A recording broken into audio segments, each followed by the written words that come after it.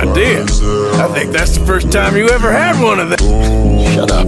You might be the first bastard to ever have half his brains eaten by a wolf and end up more intelligent. Got everything we need.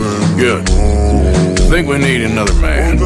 Charles? I'll go get him. Meet us at the wagon when you can. Sure. See you, Arthur? Ain't that done? Next time, let the wolves eat all your brain. Then you'll be a genius.